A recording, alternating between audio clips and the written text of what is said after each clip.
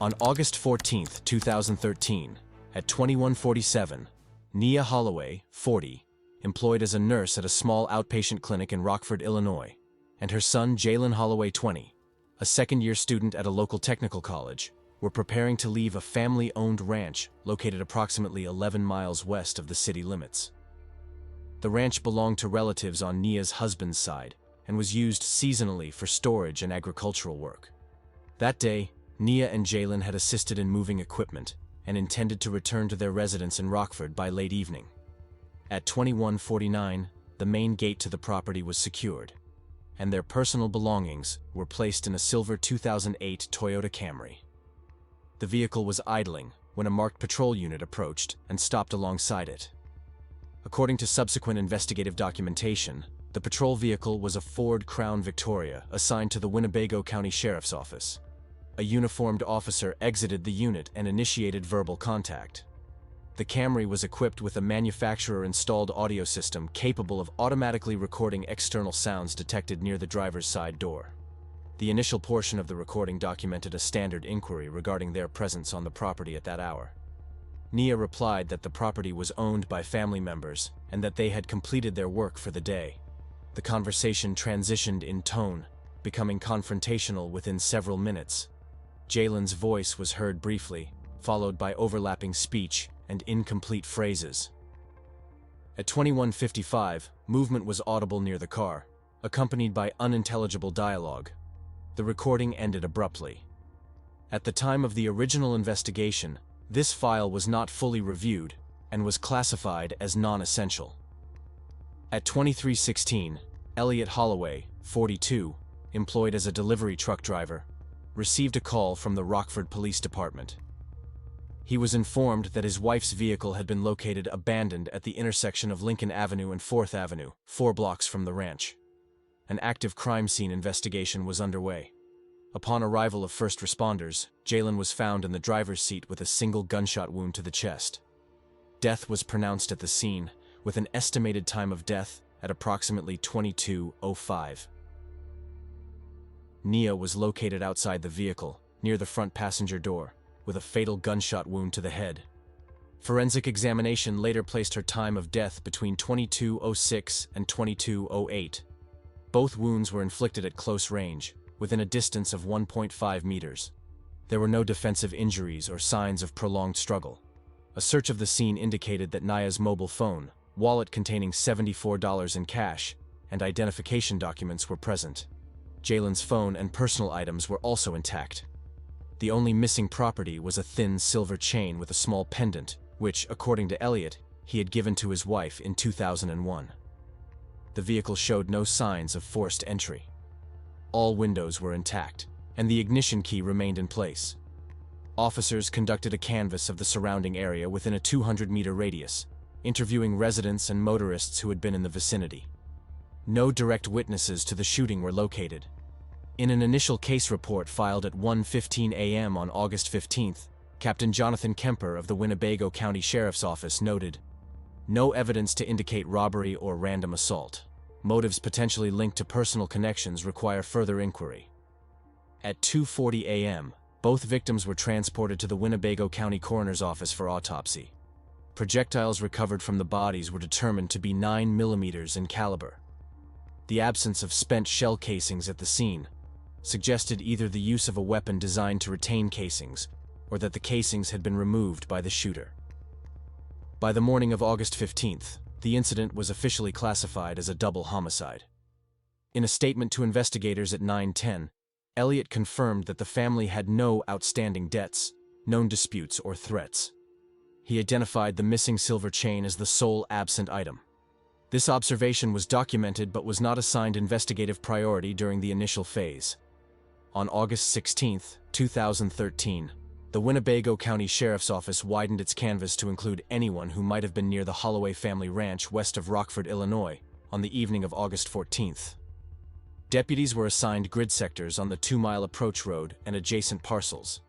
Each contact was recorded with a time window, address, occupation, and the basis for the stated whereabouts. The roster compiled that day included farm owners, seasonal laborers, commuters, and residents along the route. Logged examples were Aaron Petrowski, 57, dairy operator, Marisol Vega, 33, warehouse loader, and Darren Cow, 29, grain truck driver. 2 contract guards at a grain facility, Omar Haddad, 46, and Bryce Keating, 28, were also interviewed. Petrowski reported supervising a feed delivery until 2030. Vega stated she finished an overtime shift in Rockford at 21:20 and drove straight home, reaching her apartment at 21:50. Her building's entry log showed a fob swipe at 21:49. Koo produced a delivery ticket time-stamped 20:058 at a co-op 9 miles south. Haddad and Keating signed a site log indicating a patrol break inside their office from 21:40 to 22:10. Detectives also accounted for law enforcement personnel with patrol responsibility in the sector. Patrol Officer Daniel Kerr, 39, a 5-year employee of the Sheriff's Office, appeared on the roster by duty assignment. Personnel records showed a 1500 to 2300 shift on August 14th covering the western rural sector that included the ranch approach. Kerr told a watch commander that between 21:30 and 22:10 he handled a trespass check near a private utility lot about 6 miles north of the ranch. 2 co-workers said they saw his unit in that area around 21:50. On August 18th at 10 o'clock, Elliot Holloway met Detective Sergeant Mark Leland at the Sheriff's Office in Rockford. Leland reviewed limits on disclosure and provided a printed list with names, addresses, and brief annotations, adding that inclusion meant only that the person had been accounted for. During the same week, detectives reconciled stated time windows with available data. Toll transponder activity on the nearest interstate ramps from 1900 to 2330 showed no hits tied to list members in the ranch corridor. Fuel purchases within 5 miles produced 1 receipt that matched Koo. Computer-aided dispatch summaries for August 14th recorded a self-initiated activity line on Kerr's unit at 21:38, using the code for a property check. The entry had no narrative. The automatic vehicle locator for Kerr's patrol car showed intermittent connectivity earlier in the week. A maintenance ticket dated August 12th referenced an external antenna fault. Location data for August 14th did not populate on the mapping screen. Supervisors did not escalate the gap for resolution before the case review meeting. Phone records for Nia and Jalen were subpoenaed on August 19th and delivered on August 23rd, covering the prior 30 days. Analysts observed routine patterns, frequent calls to family and known work numbers, short contacts with classmates and service lines. 3 brief attempts from a blocked number were directed to Nia's phone between August 10th and August 13th, all under 30 seconds. Without a trap-and-trace order, subscriber identification was unavailable. On August 20th, detectives recontacted the grain facility guards to clarify the timing of their break. Haddad stated that they were inside the office from 21:42 to 22:08, completing a checklist and an online module.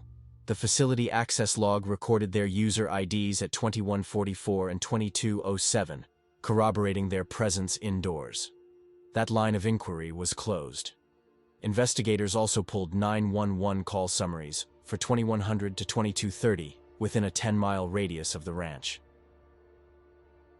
The log listed a livestock complaint at 21:05 and a medical assist at 21:06, none near the approach road. The trespass activity described by Kerr did not appear as a citizen-initiated event. If it occurred, it would have been self-initiated. No audio review was created to establish whether Kerr announced his location by radio during the window. His alibi therefore rested on his statement and 2 co-workers' recollections, rather than on independent confirmation. On August 22nd, Detective Leland summarized the canvass for command staff. The memo stated that civilians produced documentation or consistent accounts. No witness reported a confrontation on the approach road during the relevant time, and 1 patrol unit reported activity north of the ranch without third-party confirmation. The memo recommended verifying the patrol car antenna repair and retrieving any residual locator data. No directive followed that day. Elliot reviewed the list at home and highlighted names he recognized from prior family visits to the ranch. Daniel Kerr's entry, name, age, assignment, shift hours, and the note accounted for by sector activity, carried no distinction from the rest. Elliot filed the document in his case folder. During the last week of August, investigators conducted secondary checks. pawn and second-hand dealers in Rockford and nearby towns were asked to report recent intake of thin silver women's chains. None matched. From January 2014 through late 2019, Elliot Holloway conducted a personal inquiry parallel to the dormant official case. He submitted 38 formal requests to the Winnebago County Sheriff's Office for access to non-restricted segments of the investigative file, citing his status as next of kin. Of these, 23 were granted in whole or in part, providing redacted interview summaries, scene diagrams, and supplemental officer notes. The remaining requests were denied under active investigation exemptions, although by mid-2015, the homicide file had been administratively inactivated. Elliot reviewed every document released, building a chronological record that combined police reports with his own interviews. He contacted 8 neighbors whose properties bordered the rural approach to the ranch. Most repeated earlier accounts given to deputies in 2013, but one, George Latham, 64, a retired postal worker, recalled occasionally seeing a marked patrol car idling near the ranch gate in the weeks before the murders. Latham could not provide specific dates and did not see the driver.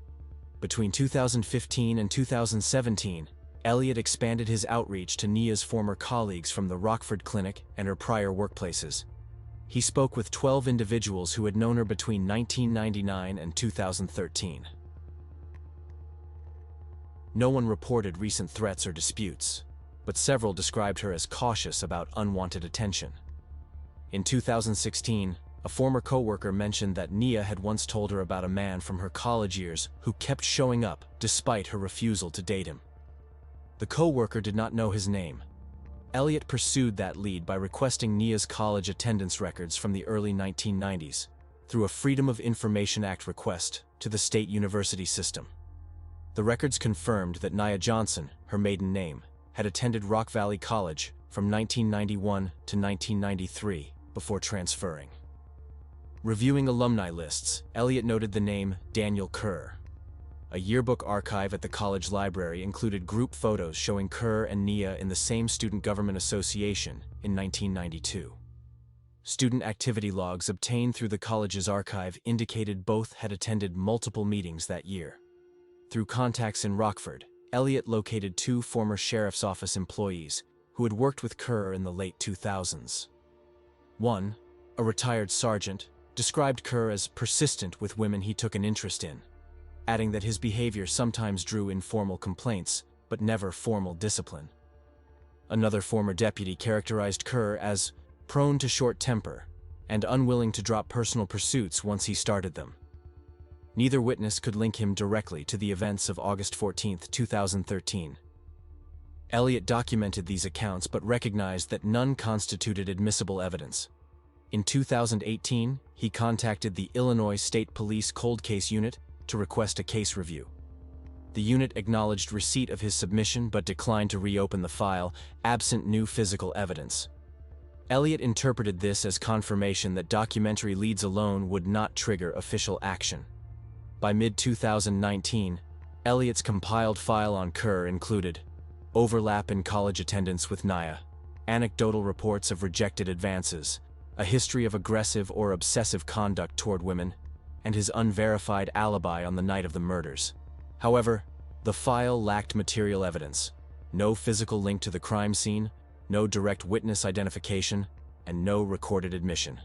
Elliot's notes from October 2019 reflected his view that Kerr is the only name with motive potential, proximity, and access. But he also acknowledged the absence of prosecutable proof. In December 2019, Elliot decided to make direct contact.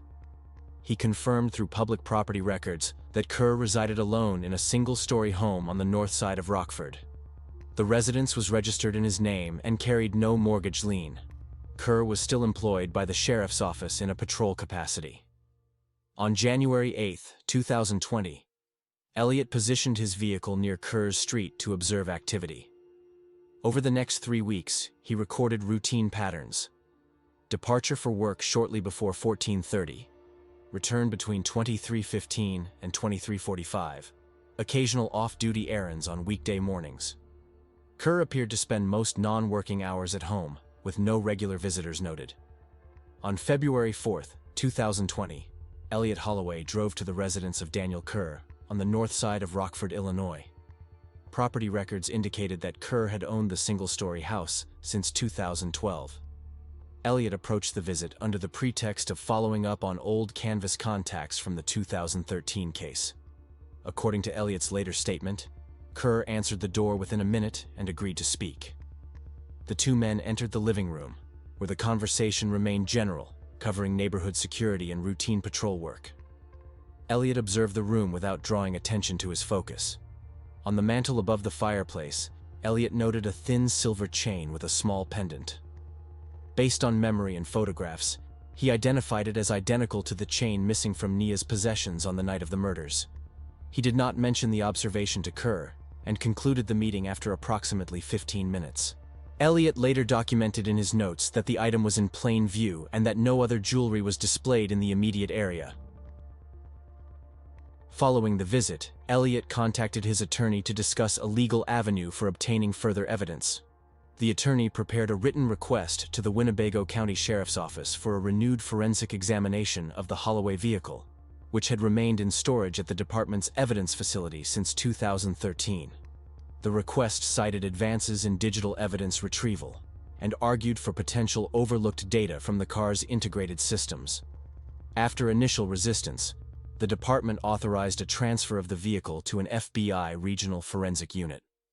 On March 12, 2020, FBI technicians began examination of the 2008 Toyota Camry's factory-installed audio and navigation system.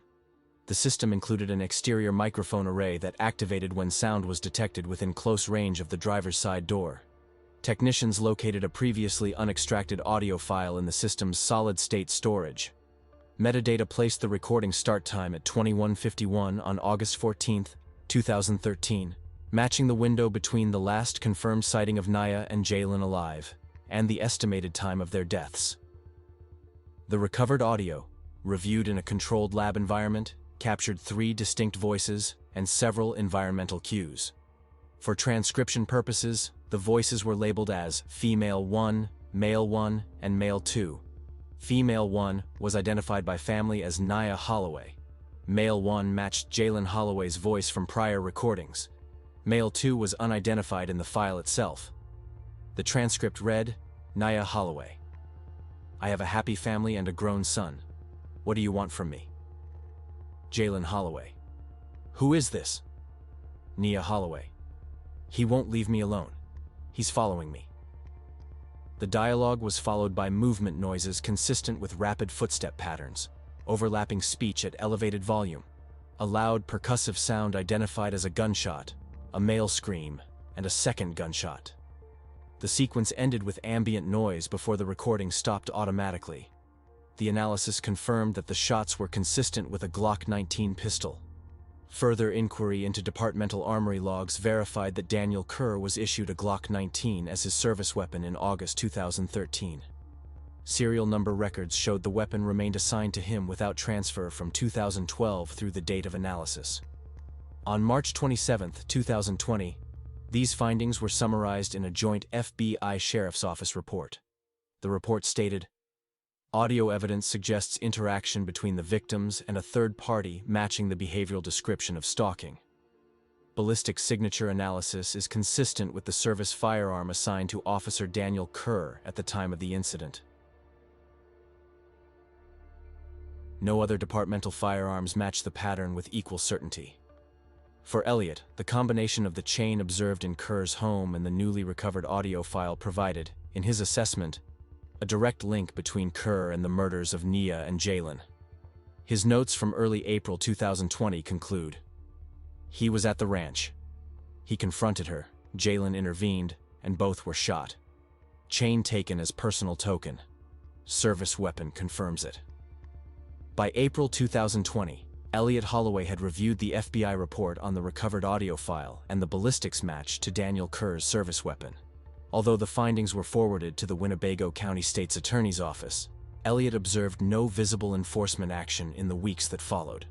In his later statement, he explained that he believed the case could stall due to Kerr's position in law enforcement and the time elapsed since 2013. Between April and September 2020, Elliot began independent surveillance of Kerr. Using his personal vehicle, he followed Kerr on and off duty, recording times, routes, and locations in a notebook. The entries documented consistent patterns: weekday departures from home at approximately 14:30, returns between 23:15 and 23:45, and Friday night visits to a specific bar in the northern suburbs. Elliot noted that Kerr often left the bar alone and used a secondary county road to return home. On the evening of September 15, 2020, Elliot positioned his vehicle along that secondary road, approximately 1.5 miles east of the bar. His account indicated that he waited for over an hour before Kerr's vehicle approached at 23:52. Elliot pulled onto the roadway, blocking Kerr's lane, and exited his vehicle carrying a metal tire iron. He ordered Kerr out of his car. According to the coroner's report, Kerr sustained multiple blunt force injuries to the head and upper body, resulting in death at the scene between 23:55 and 23:58. No firearm was discharged during the incident. Elliot left Kerr's body on the roadside and drove away, discarding the tire iron in a private dumpster behind an industrial building 2 miles from the location. He made no attempt to conceal Kerr's vehicle, which was later found idling with headlights on by a passing motorist at 0011 on September 16th. The Winnebago County Sheriff's Office initiated a homicide investigation, treating the death as a targeted attack. Investigators executed a search warrant at Kerr's residence on September 17th. Inside, they recovered a thin silver chain with pendant matching the description of the item missing from Nia Holloway's possessions in 2013. They also located Kerr's department-issued Glock 19, secured in a locked case, and an external hard drive containing personal files. Digital forensic analysis of the drive revealed saved audio segments identical to those extracted from Nia's vehicle system, with creation dates matching August 14, 2013. These findings were cross-referenced with the FBI report, confirming consistency. On September 20, 2020, Rockford police arrested Elliot at his apartment without incident. In an initial interview, Elliot invoked his right to counsel. Following consultation with his attorney, he provided a brief statement acknowledging the September 15th encounter with Kerr and describing it as the consequence of what I knew he had done. He did not dispute causing Kerr's death. The state's attorney's office formally charged Elliot with first-degree murder under aggravating circumstances, citing premeditation and the use of a deadly weapon. The office also announced that, based on evidence recovered from Kerr's residence and the 2020 forensic examination, the 2013 homicides of Nia and Jalen Holloway were classified as solved, with Kerr identified as the offender. No charges were filed posthumously, and the case status was changed to closed. Elliot's trial commenced in May 2021 in Winnebago County Circuit Court. Prosecution presented the sequence of events from April to September 2020, emphasizing Elliot's sustained surveillance, the roadside interception, and the fatal assault. The defense acknowledged the killing, but argued that Elliot acted under extreme emotional distress caused by the prolonged inaction in the 2013 case. The court excluded certain arguments relating to victim impact on grounds of relevance to sentencing rather than guilt. On June 14, 2021, the jury returned a verdict of guilty on the charge of aggravated murder. In the sentencing phase, the court considered the deliberate nature of the act, the lack of immediate threat from Kerr at the time, and Elliot's decision to take lethal action outside legal channels. The presiding judge imposed a sentence of 18 years in the Illinois Department of Corrections. At the close of sentencing, Elliot addressed the court directly. "I heard him kill my family, and I saw him keep her chain. After that, I couldn't wait. It was my revenge." The statement was entered into the record without further comment from the bench. Elliot was transferred to state custody in July 2021. The Holloway double homicide file remained closed, with the official finding that Daniel Kerr had committed the murders of Nia and Jalen Holloway on August 14, 2013. The investigative summary noted that the resolution resulted from a combination of newly recovered forensic evidence and items located during the post-mortem search of Kerr's residence. Material that, had it been acted upon earlier, might have altered the outcome for all involved.